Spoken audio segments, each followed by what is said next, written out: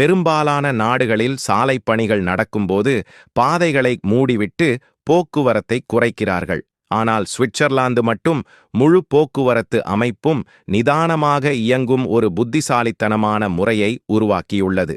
அவர்கள் dive over பிரைட்ஜ் என்று அழைக்கப்படும் ஒரு மொபைல் மேம்பாலத்தை பயன்படுத்துகிறார்கள்.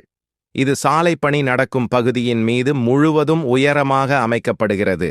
வாகனங்கள் இந்த மேம்பாலத்தின் மீது சாதாரண வேகத்தில் சென்றுவிடலாம்.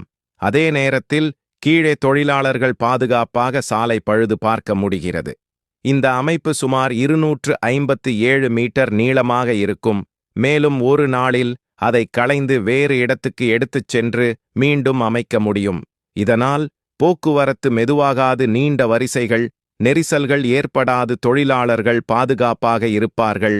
சாலை மூடுவதால் ஏற்படும் பொருளாதார இழப்பு தவிர்க்கப்படும்.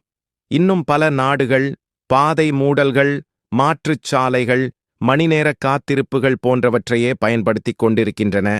ஆனால் சுவிட்சர்லாந்து சாலைப்பணியின் இடையூறையே முழுவதும் அகற்றும் முறையை உருவாக்கியுள்ளது.